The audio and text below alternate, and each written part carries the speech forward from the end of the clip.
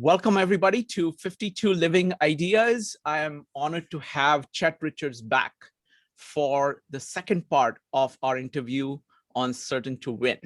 So welcome, Chet. Thank you, Shrikant. Thank you for asking me.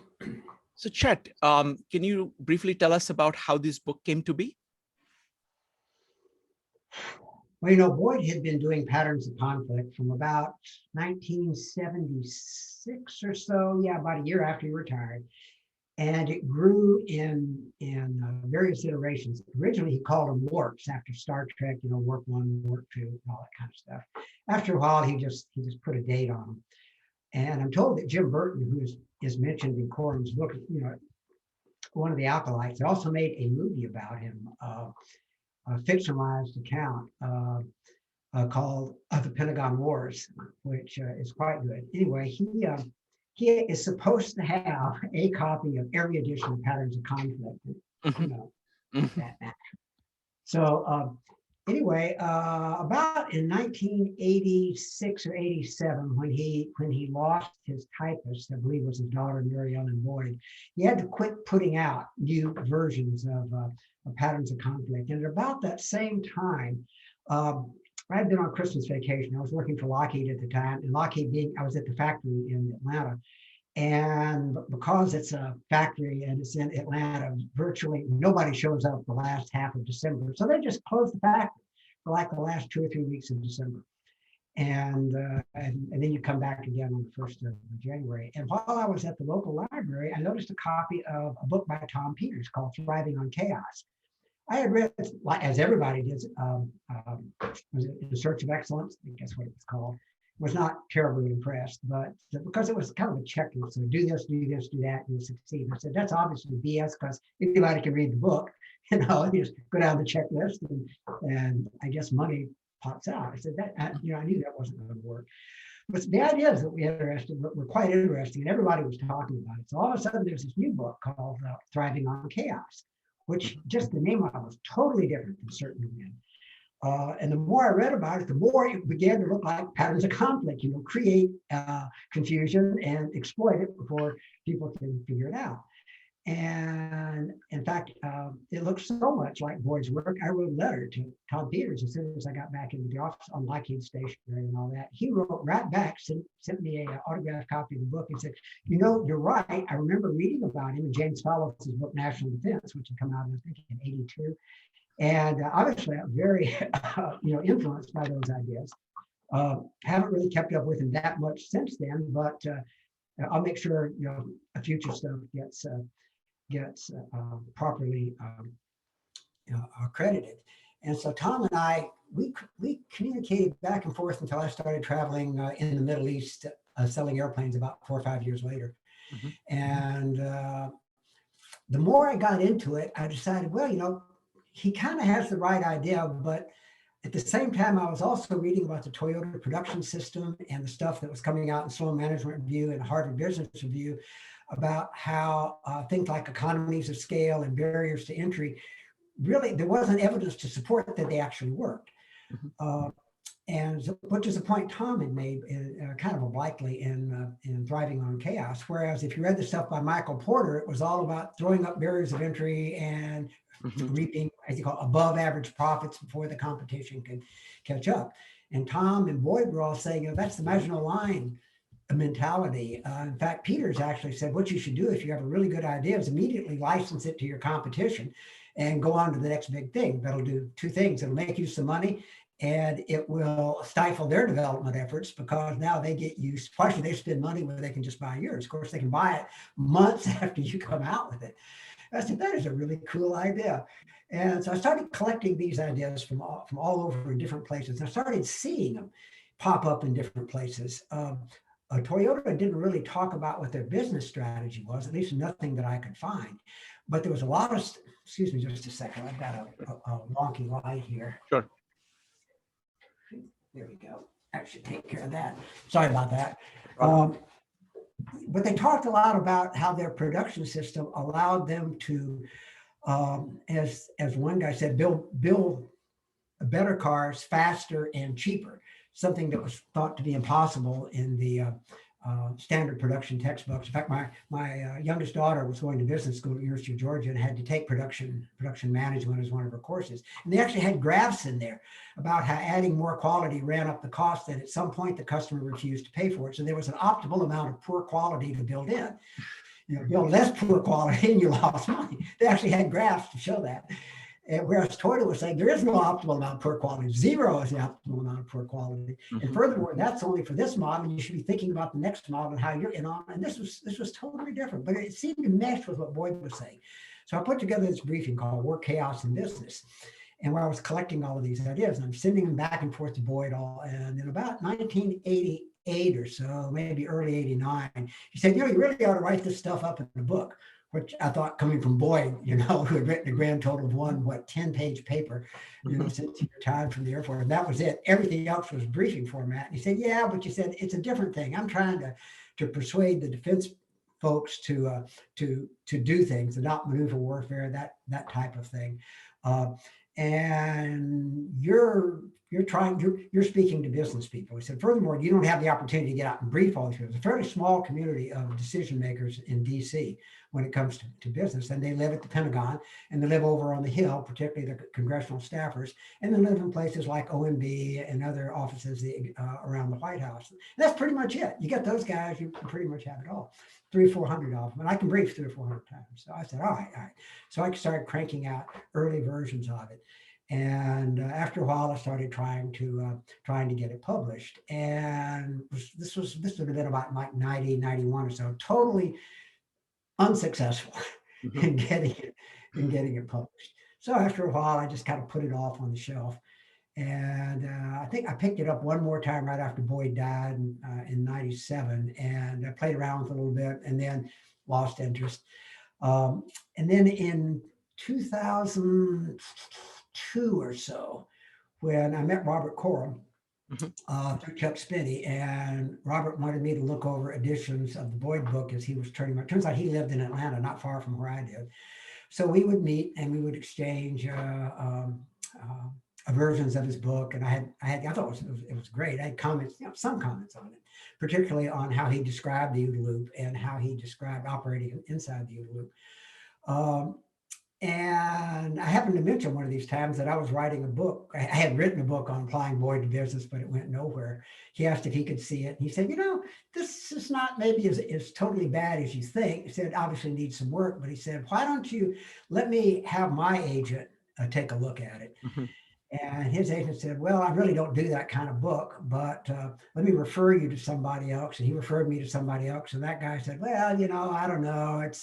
There's a lot of that stuff out there now. And one guy said, well, it's a really interesting book, and I'll probably take it on, except that I'm doing a business book by the guy who did We Were Soldiers Once and Young, which is a great book, incidentally. I don't think that book ever got out.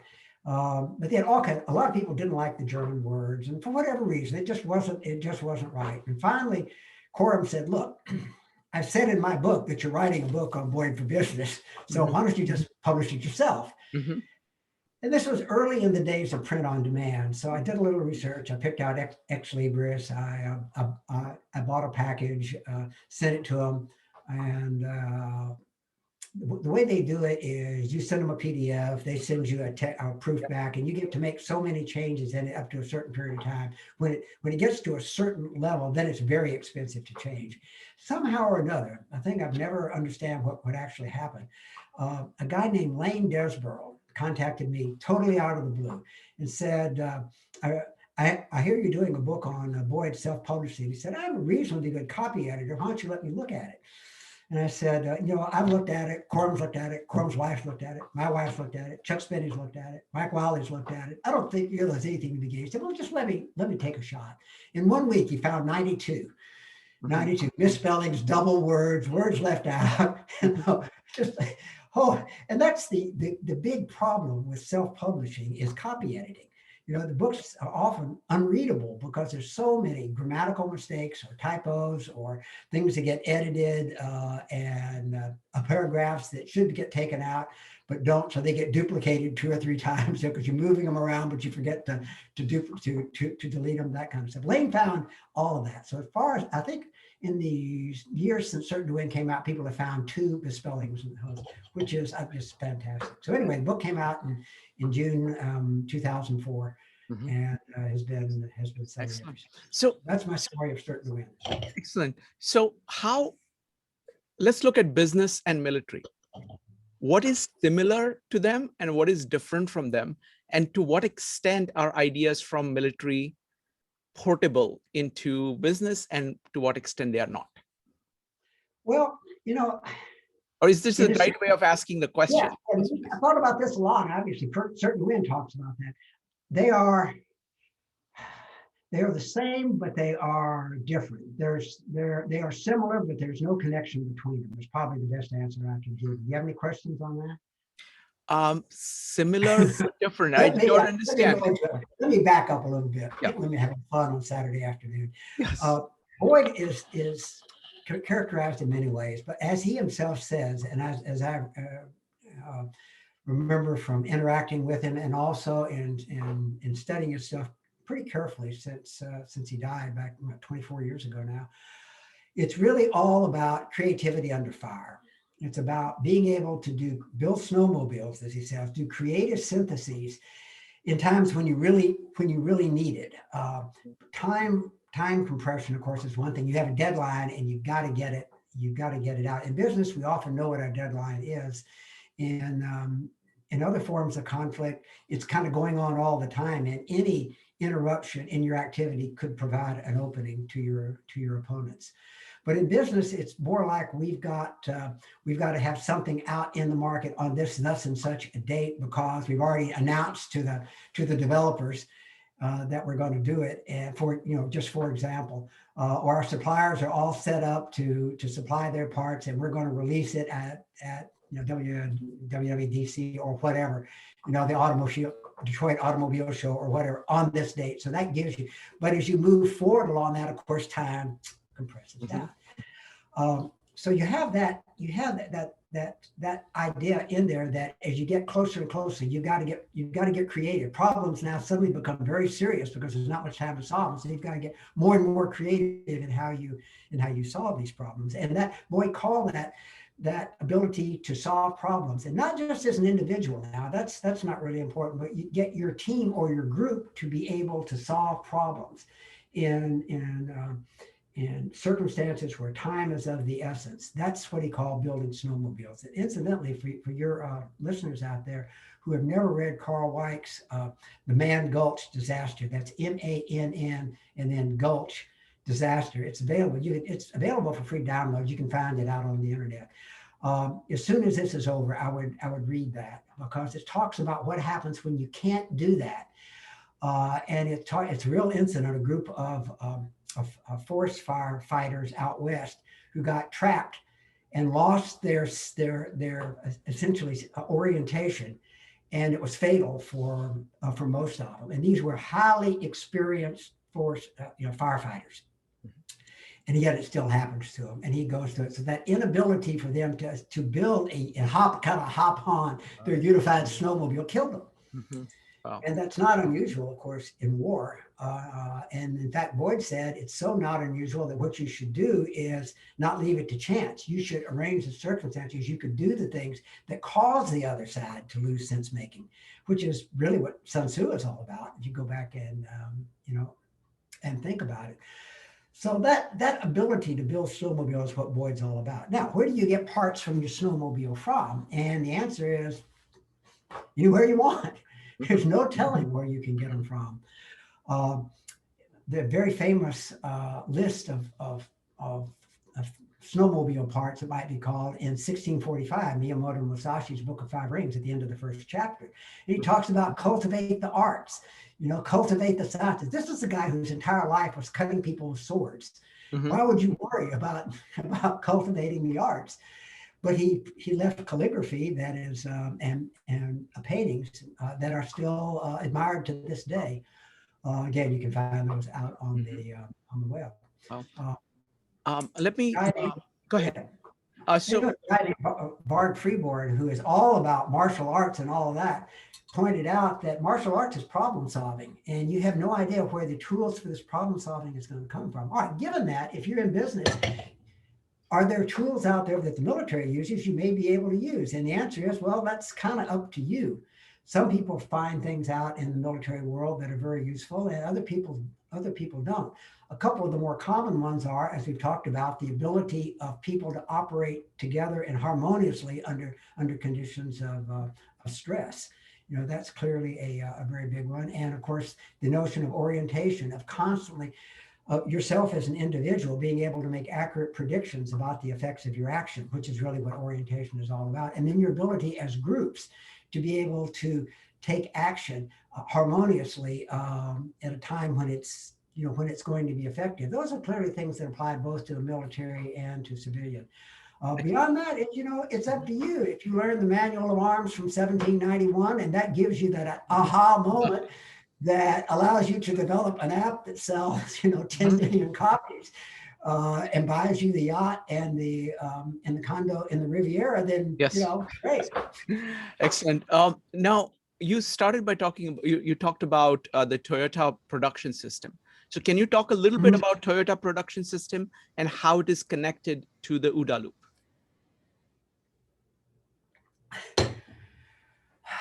I should point out, although I worked in an airplane factory went to great lengths not to adopt any of the ideas of the Toyota production system. And up until the time I left in 1999, they were spectacularly successful in doing that.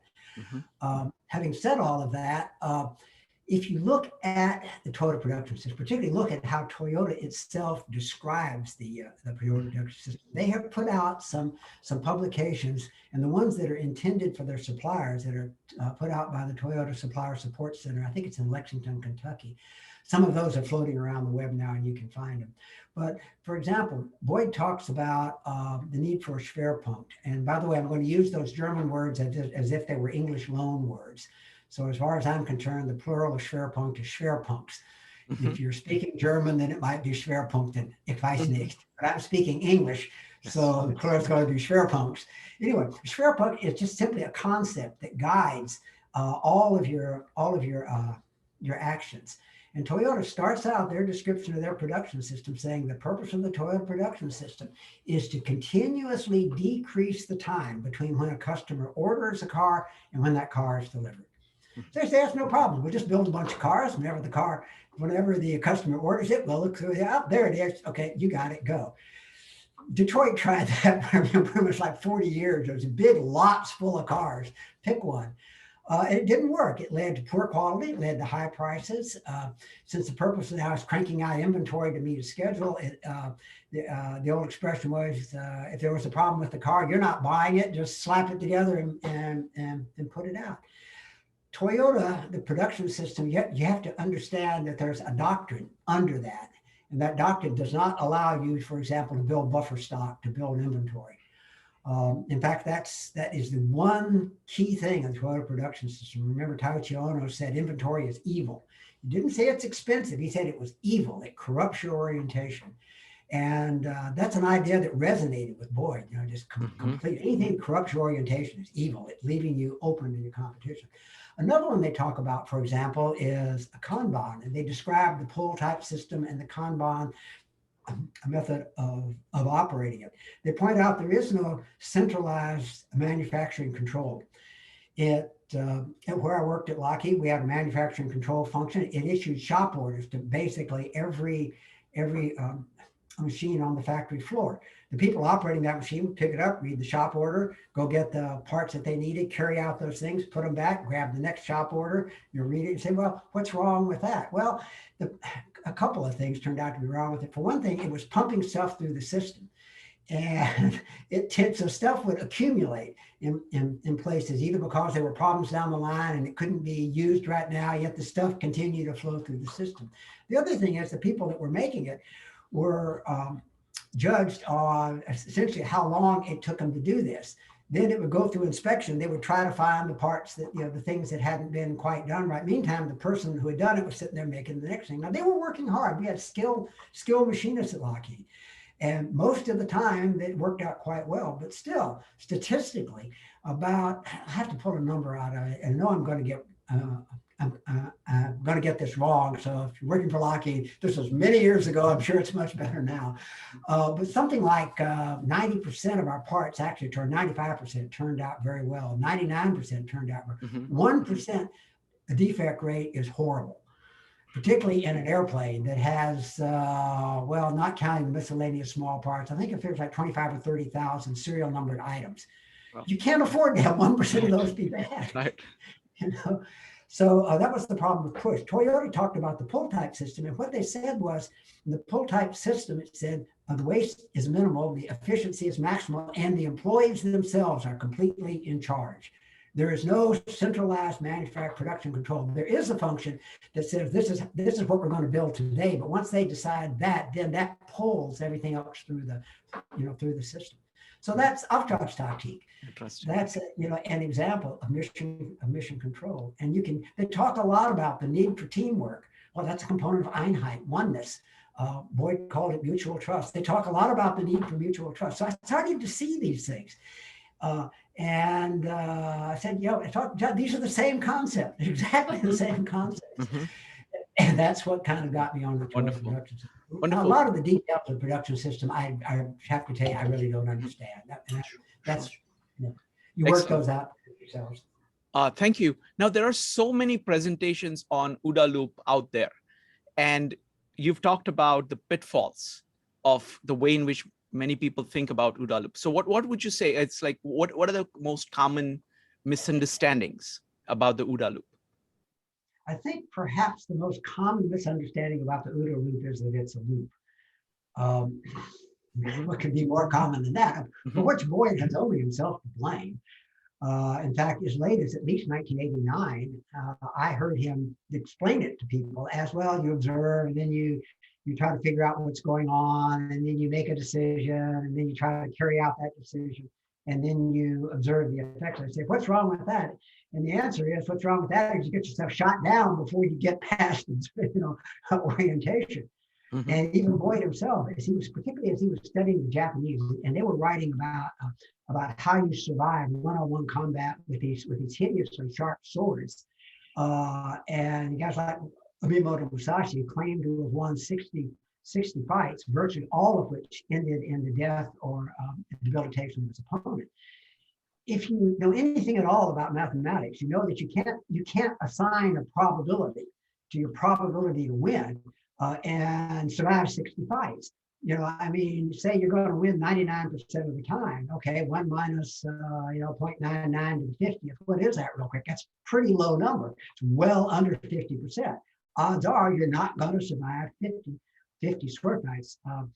So if you compare your odds of surviving each one and line 60 out of luck, you'll be dead before you get to about 20. Mm-hmm. So you couldn't work probabilities. You had to be certain to win, coin expression. Yes. Which is exactly what Sun Tzu said, he said, remember, you won't fear in 100 battles. We're not dealing in probabilities here, which is a big difference, by the way, between, at least superficially, between Sun Tzu and Clausewitz. You dig a little deeper, you find out they're really saying about the same thing. They're talking about how do you deal with the climate of uncertainty. Neither one of them are really talking about rolling the dice and letting that determine your survival. So, you've got, but Boyd, Clausewitz does talk about probabilities, and people, I think, that don't read in deeply enough, glom onto that and get the idea, well, wars and probabilities, we're going to throw the dice. And no, that's not what he's talking about. It's not what I'm talking about. It's certainly not what Sun Tzu and Boyd are talking about. So if somebody wanted, go ahead. If somebody wanted to really study the OODA Loop and John Boyd's ideas, what would you recommend? Where do they start? How do they proceed? Certainly would be a great place. I have a paper out on my website on Boyd's OODA Loop that I've worked on now 10 years that I think is finally getting in pretty good shape. It got published last year in the Norwegian Defense Journal called A Necessity, which I thought was a really good name. It actually means necessity. And even though it's probably 2/3 in Norwegian, 1/3 in English, in the back cover I would explain where the name came from. Other misconceptions about the OODA Loop, which by the way get into this sort of thing, is that the faster you go through it, the more of a competitive advantage you'll have. And there are still lots of people that explain it just that way. But if you stop and think about what does it mean to go through the OODA Loop, I mean, okay, so you observe, and then you go to orientation, and then you say, well, if I go through orientation faster, this would be an advantage. Well, it depends. You go through orientation really fast, but not doing it at all, basically, which is ideology. You only reorient as you take your observations, throw out the ones that don't fit, take the others, fit them into your ideology, and go on with what you were going to do anyway. We go real fast, that sort of thing. It's important that your mental model of the universe be more accurate than the mental models of the universe of your competition. And I think that's important in business. If you throw the customer into it, it's important that your mental model of the universe be more accurate than your customers. Now, you gotta be careful. It's possible to get a little too arrogant that way. But again, think of Steve Jobs. Steve Jobs' idea of what the customer would buy was quite good. Peter Drucker talks about, the customer is not your R&D department. It's not the customer's idea to tell you what to make. It's your job to come up with things that the customer will buy. So your mental models of what the customer will buy are extremely important. So what you need is your orientation to stay as closely matched to an unfolding reality as you can possibly make it, given the time involved. And that involves making predictions, comparing those predictions with what happened, and then tweaking with this ongoing model residing in the 87 billion neurons somewhere in your brain and the other ancillary tissues. And some people would even say, and then the nerves extending out from your body and in your muscle, but we're not going to go into that. Clearly, somewhere in your nervous system is where this model.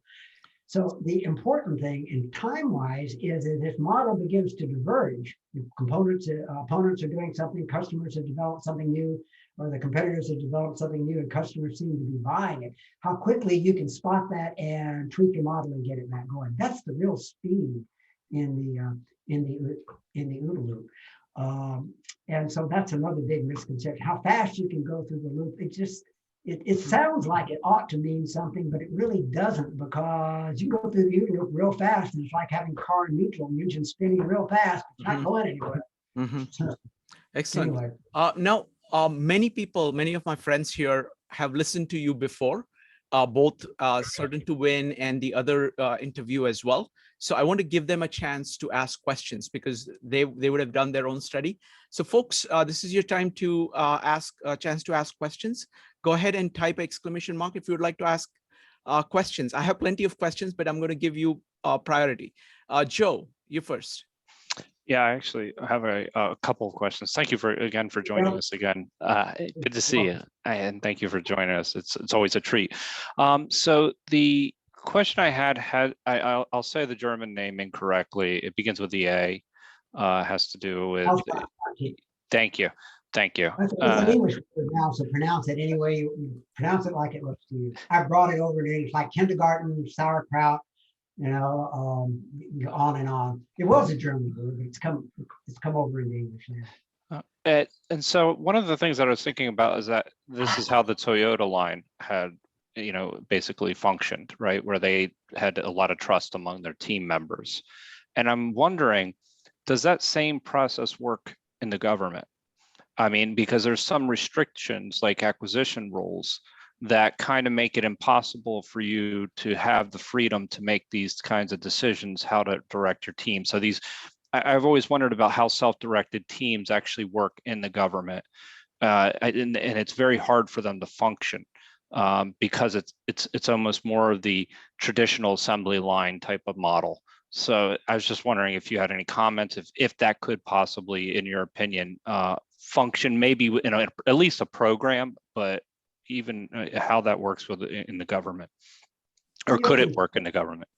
In theory, it could. You take the government regulations, for example, and they can be boundary conditions. You in other words, you can't violate these regulations. Now, given that, then each team is responsible for its own for its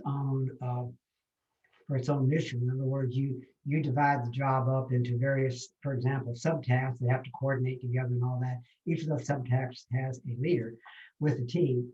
And then under them can be other leaders. Those team members can be leaders of other teams, for example. And in theory, you can task each one of them using the outcomes tactique, mission command, mission tasking, however you want to. Basically, when you tell them what to do and give them boundary conditions, and then maintain your feel for how it's going. But other than that, let them press on. So in theory, it can work that way. And I've seen some government offices. When I was working for Tom Christie in the Pentagon years and years ago, it was my first experience with it. That was exactly how he worked.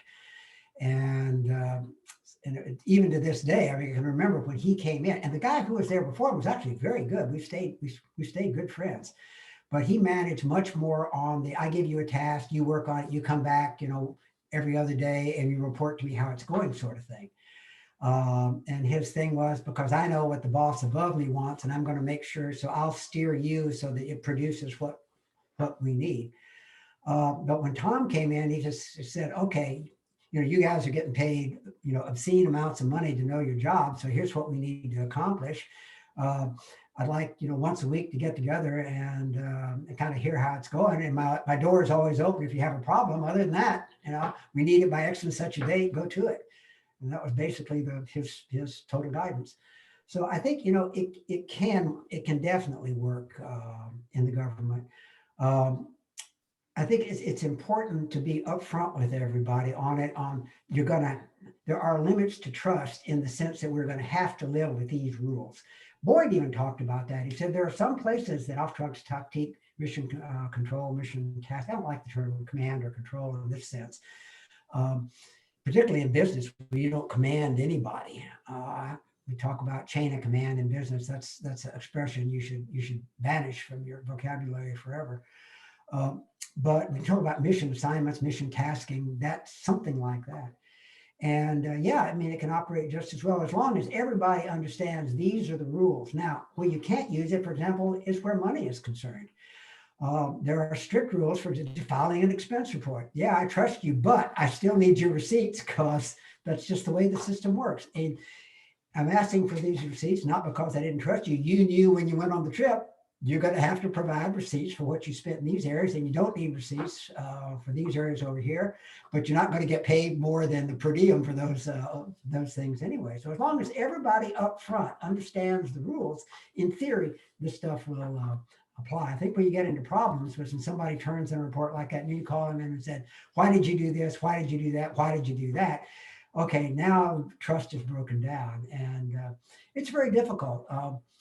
The book, Turn the Ship Around by, what's his name, David Marquette, a Navy captain. He talks about how he tried to manage a cruise of a ballistic missile submarine completely using these sort of things without ever giving an order. He talks about on those times when he did have to give orders because he thought the safety of the ship was involved. It completely destroyed mutual trust because the agreement had been, we're going to do it this way. You're going to work really hard and understand exactly what it is you need to do.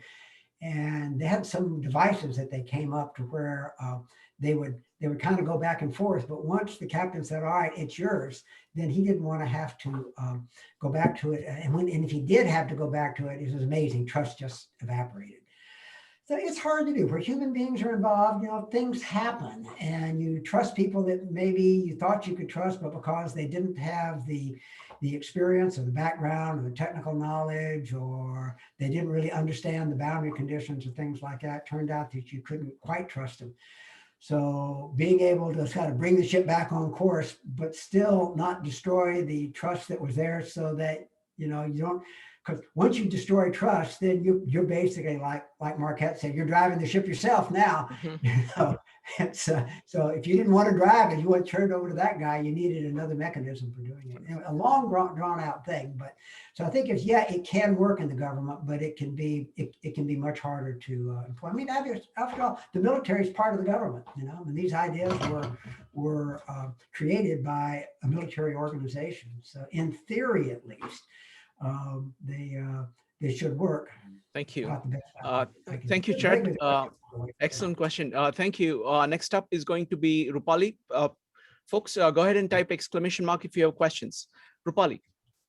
So thank you. This is a wonderful talk, and I really like the focus on how to bring these ideas to business. And in your in your book, Certain to Win, you write about what do you really want to do with the OODA Loop, and you list 4 things, out of which 2 are destroy the moral bonds of the enemy, but keep your own bonds in your organization.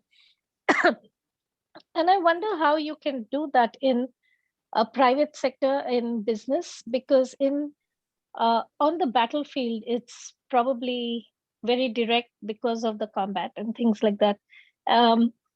Whereas businesses don't move as quickly as an attack may move.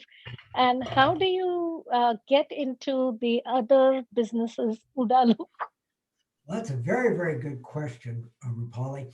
I think I'll back up one step and go and take off from what you talked about, that these ideas are set up for originally came out from war, where you have A versus B, and whoever wins that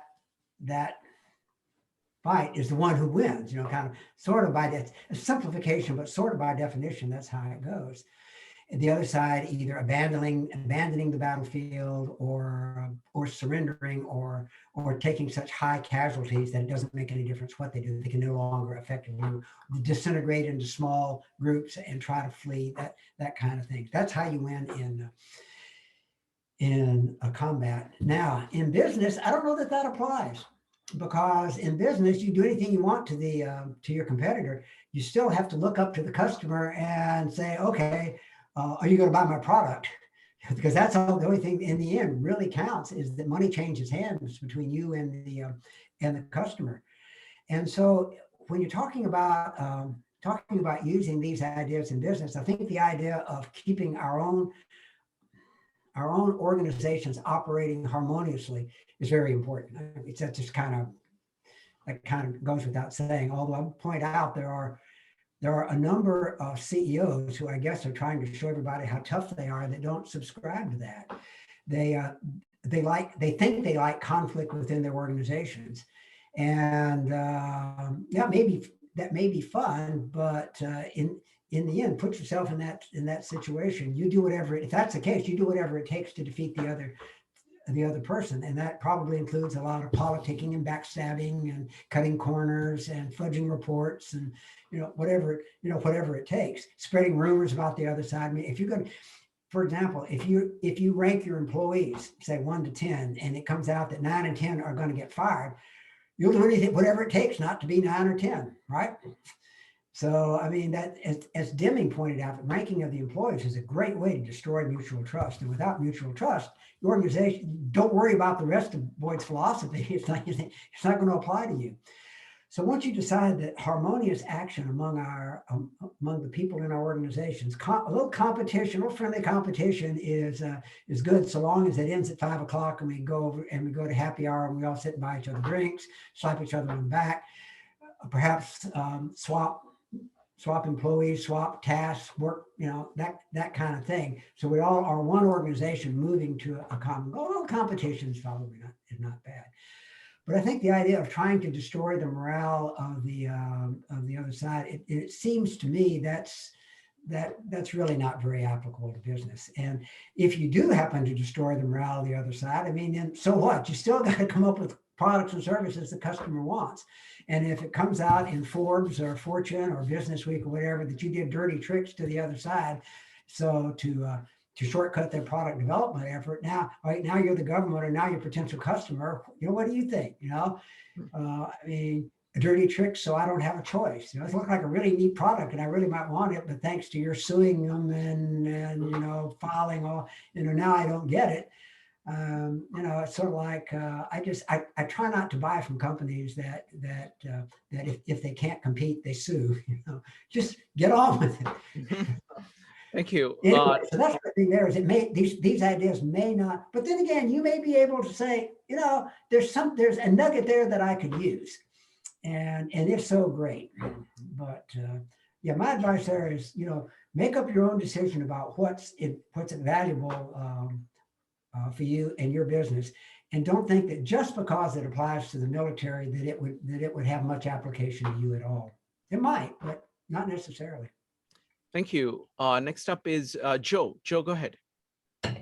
Yeah, another question is the idea of quality and how there's kind of this, how much somebody's willing to pay for quality at a certain point, right? That was the theory that was kind of done away with by Toyota.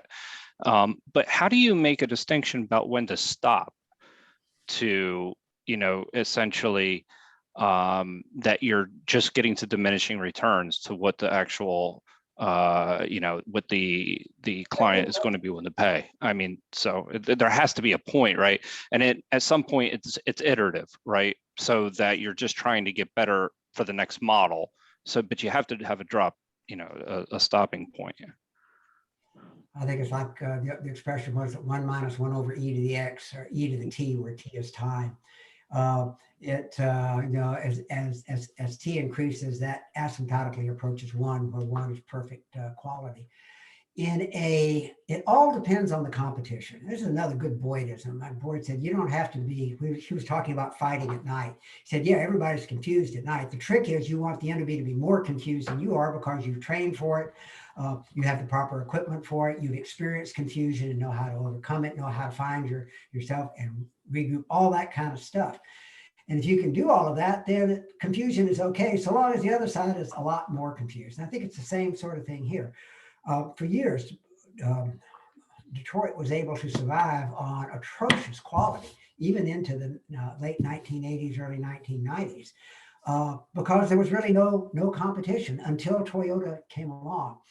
Remember, the Toyota Schwerpunkt is to continuously decrease the time between when a customer orders a car and when we deliver it. So until you get to instantaneous, they go up, they press it, they go out in their driveway, and there it is. There's still room for improvement. So you look at how long your span is, then you look over at your competition. Now that's where competition does start to come aboard. And if their span is like that, you may have a problem. So it all really depends on the competitive situation. And the whole point is, if you decide at some point you're good enough, you're leaving that much of an opening for a competitor who can figure out how to get inside there and do it and still make money. Now remember, the way Toyota does this is by eliminating waste, which sounds so simple, but they've made a science out of waste. We all know, about OODA, the basically poor quality on the production line kind of stuff. But it also includes any actions on the production line that essentially waste time. Anything that, like in fabrication, if chips aren't flying, then there's waste to be taken out of the system somewhere. Assembly is a little bit different, but that's sort of the idea. But there's two other categories of waste that they talk about that are higher level that are even more important, Muri and Mura. And I won't go into all the details of what they are, but that's one reason why they have, for example, the pull system. That eliminates a particular form of waste. And part of the form of waste it eliminates is unreasonable demands on the employees, which they consider a form of waste, incidentally. So, I mean, they've thought about this a lot. Whether they've gotten the right answer or not, I don't know. Somebody else has to decide on that. But they have come up with a system that, at least in theory, just every year, that the idea, as they said, almost wherever we are this year, that's baseline. We want to be better next year.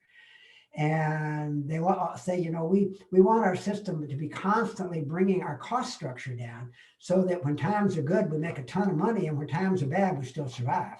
Otherwise, we're going to have to borrow money from people. That puts us at the mercy of outsiders, and that we don't want to do. It's really big on that. We want to control our own destiny. Everybody inside Toyota that's written on the system, that is their overall ultimate Schwerpunkt. The overall goal is to control their own destiny, regardless of the business conditions. So there really is no good answer to your question. Just wherever you are today, you want to be better next year, and you want to make sure that you're always better than your competition. Let the competition chase you. And you do that by pulling waste out of the system, not by, well, if you inspect it 5 times, okay, I'll have better quality if I inspect 6. Turns out that's not true, by the way. the correct amount of inspection is one. Because if there's two, then the person inspecting the first time will get mentally sloppy because they know there's somebody else right after. And the person inspecting the second time gets mentally sloppy because there's already somebody that's inspected it the first time. It's the old Zen principle. If you have two arrows to hit the target, let's take one, break it in half, and then hit the target. Chet, excellent. Chet, in your book, you say that agility is the fundamental secret of the universe. Can you elaborate on that?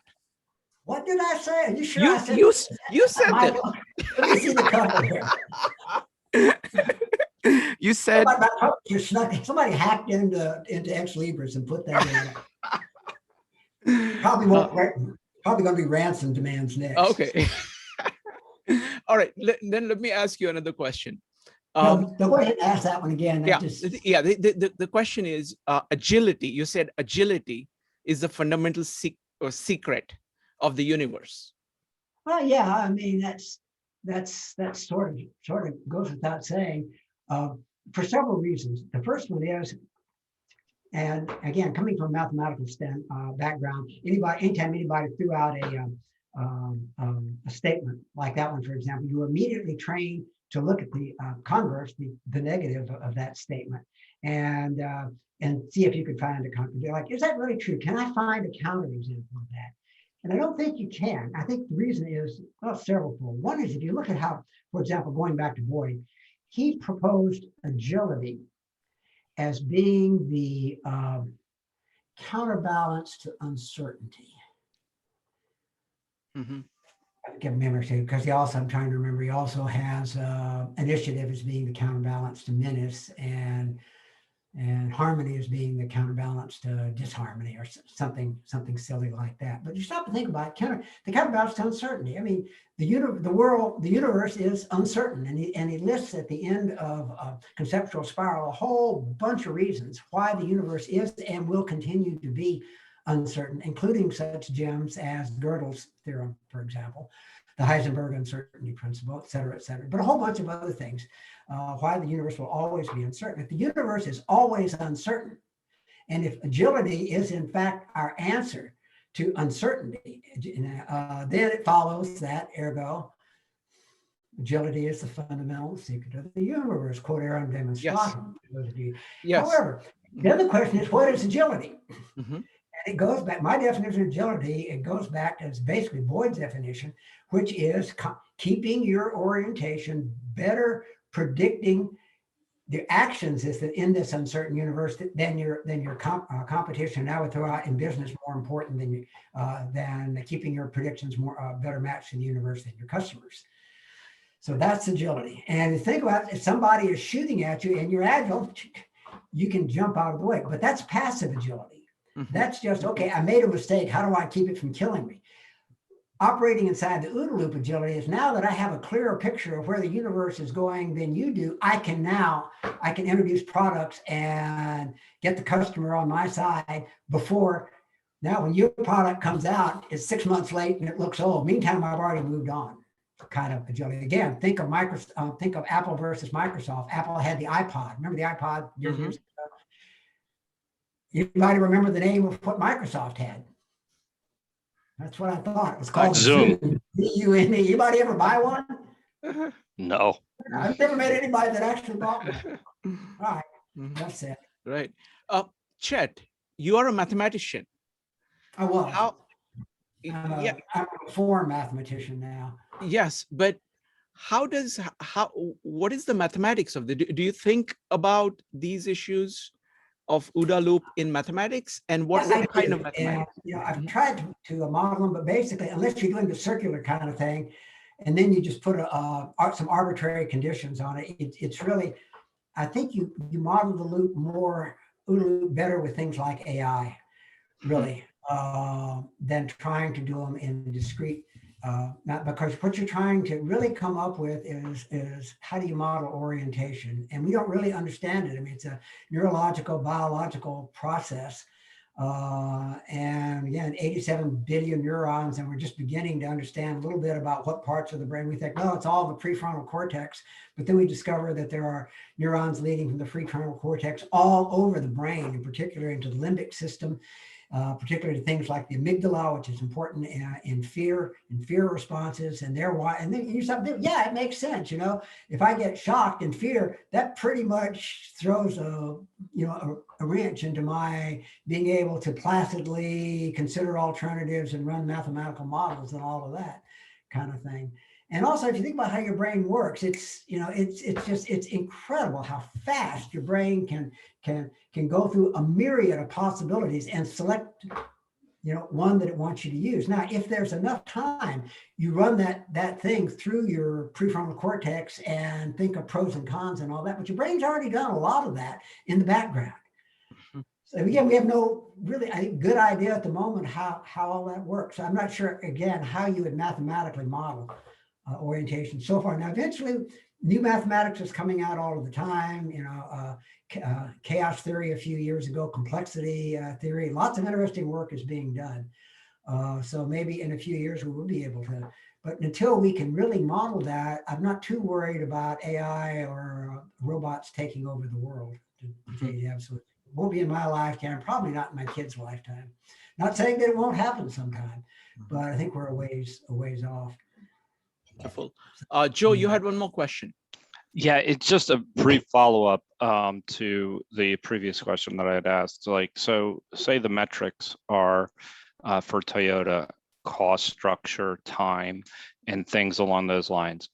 Now, Boyd always spoke about the things not becoming dogmatic.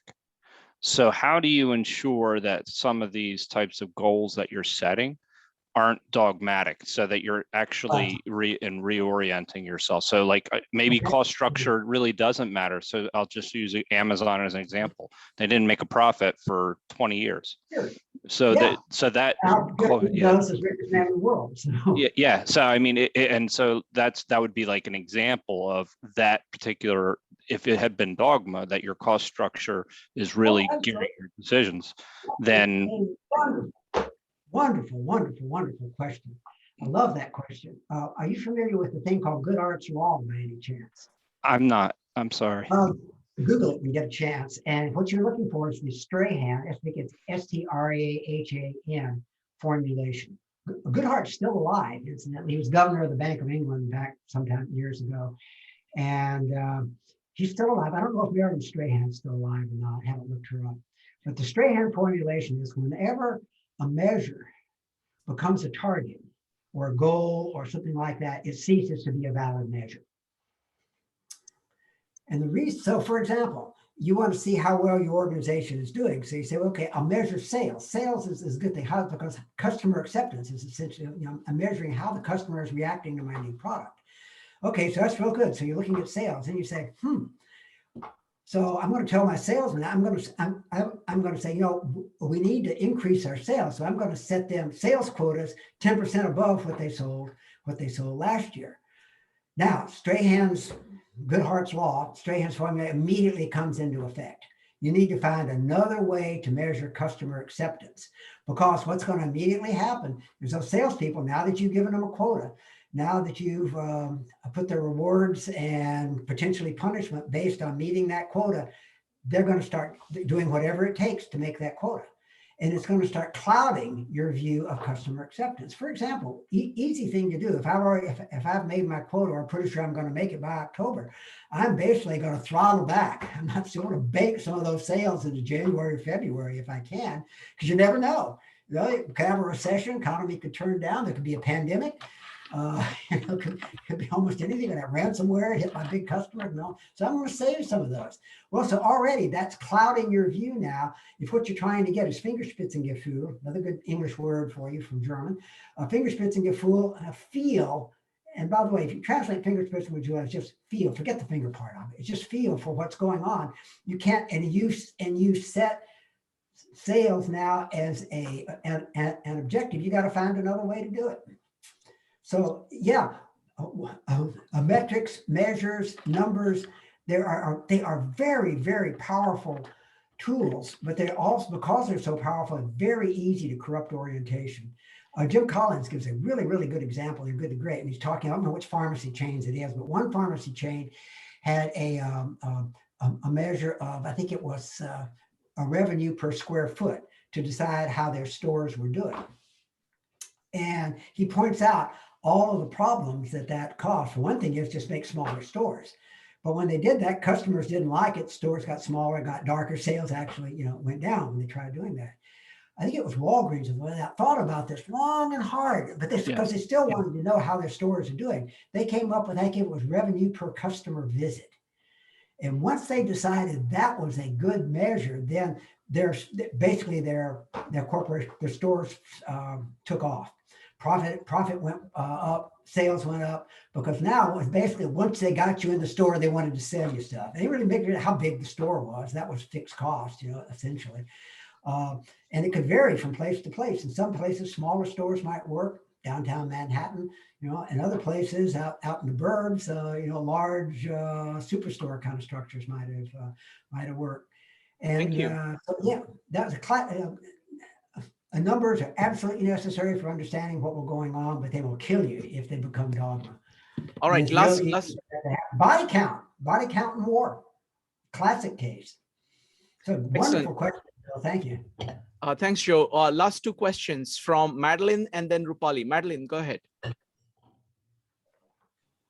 Yes, hi, thank you. I realize that there's a problem with the sound quality. I have to call the computer company. Oh, okay, good. And thank you, Chet, for coming back. This is fantastic. Thank you very much for having me. My question is about the current boondoggle, which you all probably know more about than I do. General Dynamics has a contract with the British government for a bunch of tanks. They vibrate so loudly that the soldiers are being injured. This is just in the test phase. They're delivering things. The soldiers are being injured. The armoring wasn't thick enough, so they added more to the existing chassis. So now the tanks can't go over 20 miles per hour, and they can't go over a bump more than 8 inches high. And yet the British government is just paying and paying and paying. And it seems as if somehow the OODA Loop has broken down at General Dynamics. I don't know what's happening. Well, let me ask you this. Has their contract been canceled? No, in fact. It's working fine. Next question. You got to understand that the soldier is not the customer. Thank you. This is something that drove Chuck Spinney absolutely crazy. And if you go to Chuck's website, you can Google Chuck's, or you can go on my website and find a link to it. He's got a whole bunch of websites. He called that Defense Facts of Life. And he talked about the games that contractors play to get their contract funded, basically regardless of how well the product worked. Things like, he was one of the first to identify a thing called political engineering, where in the United States, you put some kind of business in as many different congressional districts as you can. McDonnell Douglas was the first known to do this with the C-17. And out of like 435 congressional districts, I think they got like over 300 of them. We did a little better with the F-22. And we have maps showing all this. Every state, of course, had some. Finding Hawaii what to do was a bit of a challenge, but we found something, a coconut lubricant or something, I don't know. And then you games like the revolving door.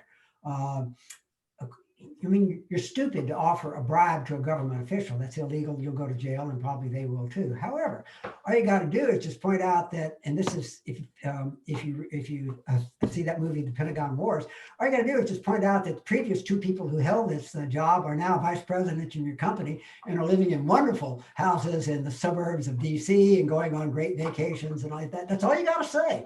Here's Joseph. Yeah, you remember Joe. You knew him in the Air Force. He was so-and-so there. Well, he now works for us over here, and he's just doing great. Here's a picture of him with his new Maserati. That's all you got to say. It's a revolving door. Or, hey, I understand your kids coming up to college this next year.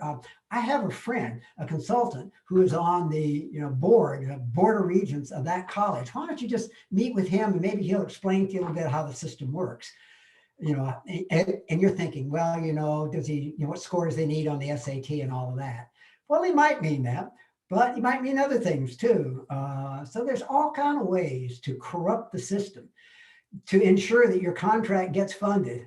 And Jim Burton in this Pentagon Wars he was the program manager for the Bradley fighting vehicle. And he was an Air Force colonel at the time, and it's a piece of Army equipment, but the way the Pentagon worked, he was in DARPA, so it was as I recall, so they rotated him around. Different people could manage different, so based on program management skills.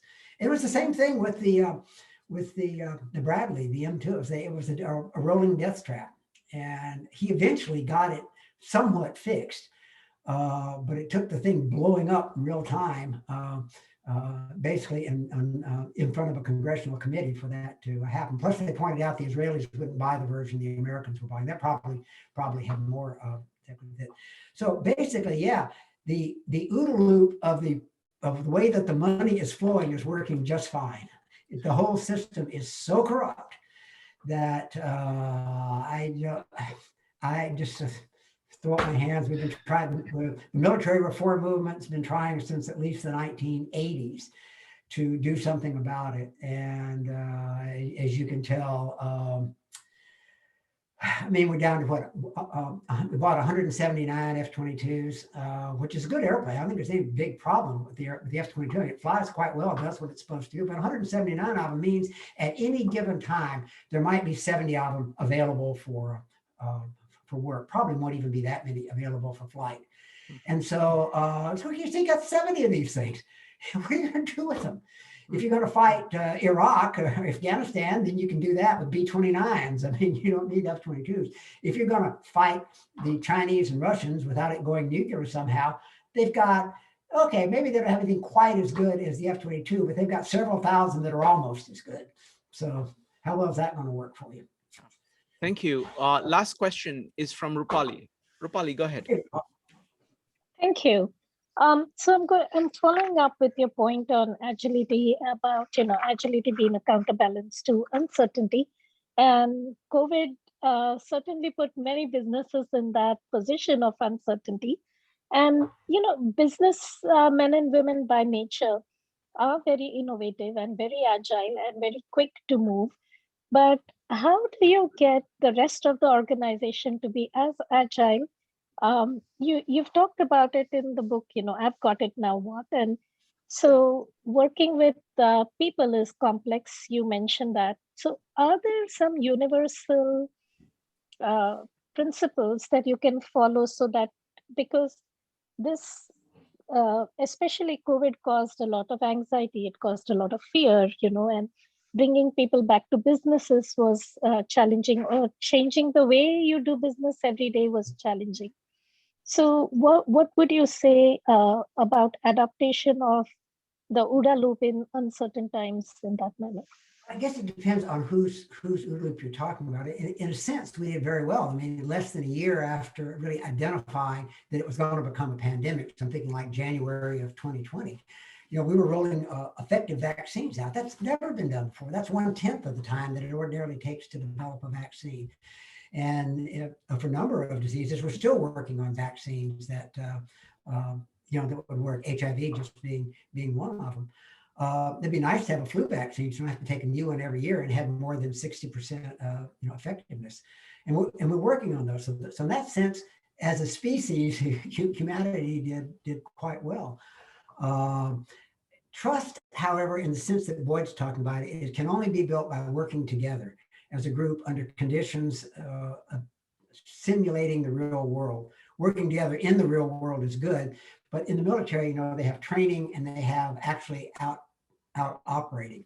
And you want your training to be as close to the real world as you can get it, because that's where you're going to build most of your mutual trust. Once you get out in the field and you have to use it, it's sort of like you built it up in training. Now you're going to use it in operations. We have a saying, sweat more in training, bleed less in war, and that's sort of what we're getting at there. And that's really hard to do, particularly something the size of a whole country. It's hard enough to do in a corporation. It's hard enough to do in a military unit of a few hundred people, where you have virtually total control over their lives. Particularly in wartime situations where you can keep them on the base and in uniform and in training for essentially the duration of the war. Very, very difficult to do even under those circumstances. But organizations that have done it, that have figured out ways to at least raise their trust level above those of their competitors, can be extremely successful. Remember, you don't have to be perfect at it. just better than the competition. So if you look, going back to Toyota again, at least what they were doing in the 80s and 90s when they were really, taking over the world, they had extensive training programs. It was almost like the military. When they first opened their factories here in the US, it was something like, at your own expense, you had to bring your technical skills up by going to things like community college to learn to operate the equipment and to operate in a factory environment, that sort of thing. Then Toyota tested you, and the ones they selected, they brought you into the Toyota system for another umpteen weeks of training where you studied their system and learned their system, and learn to operate a cell, learn how to do a judoka, separation of man and machine, how to operate a cell going by, and how to recognize problems, how to write the standard worksheet yourself, and all the stuff we read about in the Toyota production system. They actually trained to do it. And then, at that point, now there were Toyota employees being paid. Then at the end of that period, if it was judged that they had made sufficient progress, then they were brought out on the factory floor. In a typical American factory of the time, you were hired one day and put on the floor the next. And the philosophy, and I've seen it up close and personal, was we don't need to train you. We hired you for the skills you have, now go do it. We'll give you a little bit of training on how to use the timekeeping system and what regulations, if you violate them, will get you fired. But other than that, we hired you, so you're expected to know how to do it. In one of the companies I worked at, every 2 weeks, because we were on a 2-week cycle, they would look at their production for the next 2 weeks, and they would adjust the size of the workforce accordingly. So they would lay people off, and they would bring them back, and then lay them off, and they would bring them back. And most people had second jobs, so they could go back to. But it let's just say it did not produce a Toyota level of quality. Nobody was going to invest in their own and improving their own skills in an environment like that, just for example. And of course, impossible to build line height with somebody if you didn't know they were going to be here next week or not. So whereas the Toyota doctrine, if it's done properly, is if you do have a downturn in production, first it means that somebody higher up than you has failed because you're building stuff now the customer won't buy. But they will find things for you to do that are productive, that when production, so for example, you may get extra training in something, one of the skills, or they may move you over to another shop and let you get a little experience over there, maybe even move you to finance for a couple of weeks so you can kind of see, how the system actually works, depending on what your job is, and then bring you back in from production. And so that way, that it's okay to take some risks. It's okay to improve your own capacity, because you're not going to, and particularly, it's okay to improve the system because you're not going to get laid off. If you have an 8-man cell and you figure out a way to do the work with 7, what we would have done in our system, we would have laid that person off. You don't need them anymore. You don't need 7, right? We used to call that the death penalty for improvement. So we got no improvement, as you can imagine. And Toyota, the idea is, and I think it worked pretty well back when they were really working at it well, is they'll take the most senior person in that group and they'll move them out and find something else for them to do. Either make them a supervisor, move them over to a different function, send them away to school for training. But they make a big deal about this cell did good. It can now do with 7 rather than 8. So they reward the people in the cell, and so you get improvement under that system. So I don't know if that's a good answer to your question, but that's about the best I can do. It depends on trust, and your ability to control trust may be very, very limited, particularly in something like a pandemic. Now, within the companies working on the vaccines, very, very, very important, of course, and that's where you can see it in AstraZeneca and Pfizer and Moderna and those things. They really need to operate according to Toyota/Boyd type principles. I'd have no clue how they actually do it, but I have given this presentation at Merck. I haven't been asked to talk to any of the other pharmaceuticals. So Wonderful. anyhow, Thank you very much, Chet. We managed to, Rupali, you wanted to say something? No, I just wanted to thank him for all the answers. Thank you. Well, thank you so much for listening to me drone on. This is always fun. And, Yes, thank you. wish you all the best. And just remember, it's all about building snowmobiles. You can't go wrong. If that snowmobile doesn't work, okay, you learn something from it, build another one. Wonderful. Thank you very much, Chet. See you, Thank you, everybody. Chet. Bye. Take care. Bye. We will sure see y'all later. Bye-bye. See ya. Bye.